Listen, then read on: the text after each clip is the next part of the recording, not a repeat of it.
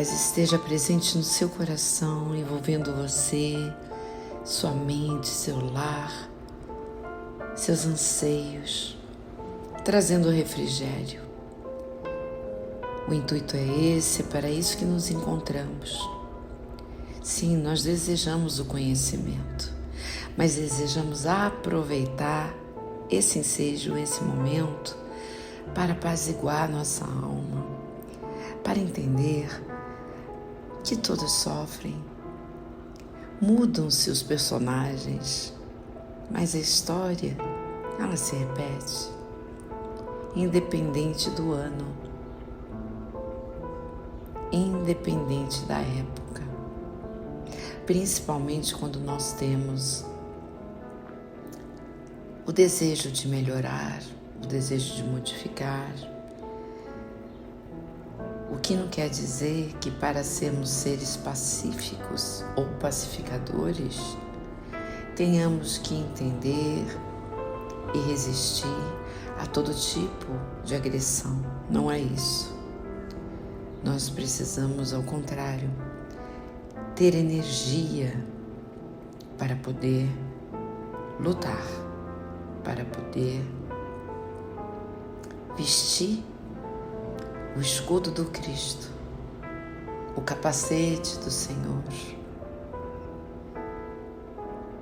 e não mais os armamentos bélicos, não mais a força bruta. Observem essa lição de Paulo, ou que seja de Saulo, mesmo cego naquele momento. Lembram que ele estava cego de raiva a caminho de Damasco para perseguir os cristãos, em especial o Ananias. O Ananias, que era aquele homem de baixa estatura, manso, tranquilo, mas um grande homem, que mesmo tremendo de medo, foi ele que auxiliou a tirar as escamas de Saulo, que já estava passando para Paulo, sim, a transformação do convertido. Nesse instante, Saulo obedece sem nada questionar. Jesus ensina passo a passo, com as palavras, o meio que devemos nos cristianizar.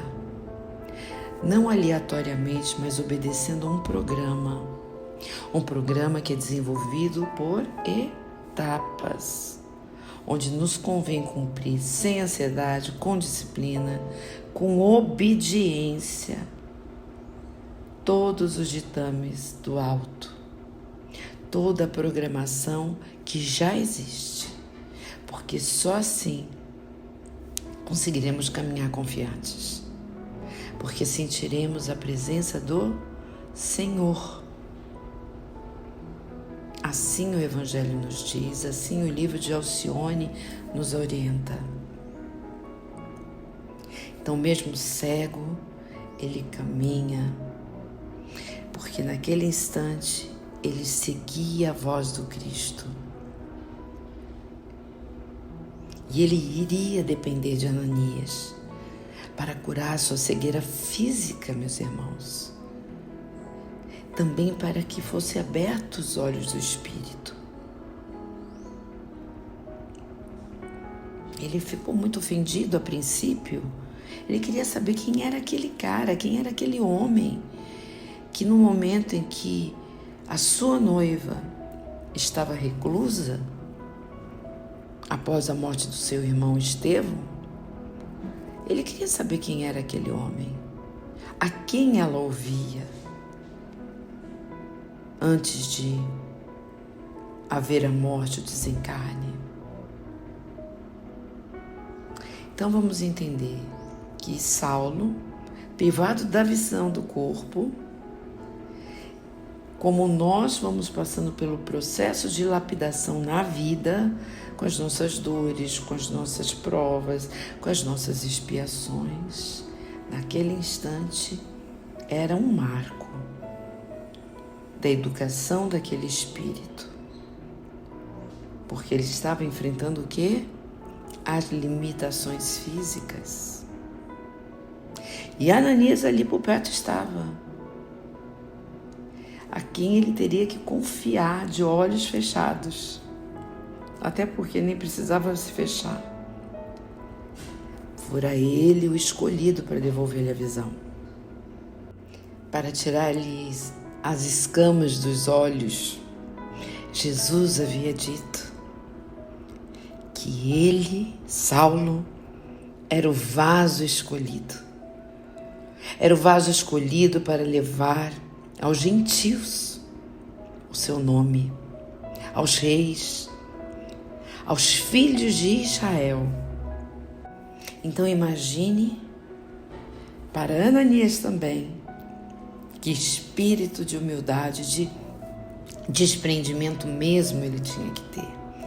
Mas ele tinha, ele era digno representante do Cristo, de Jesus, tanto que dispôs-se a curar aquele fariseu que era perseguidor de cristãos. Porém, Jesus sabia que grande homem daria aquele valente soldado quando ele verdadeiramente crescesse em espírito e aprendesse a ser mais humilde. E aí, nos reportando aos dias atuais, à nossa contemporaneidade, imagine quantos de nós somos chamados para difíceis tarefas, muito mais fáceis, obviamente, que desses mártires. Mas quantos cristãos de hoje se veem envolvidos pelos personalismos infantis, pelas enganosas vaidades?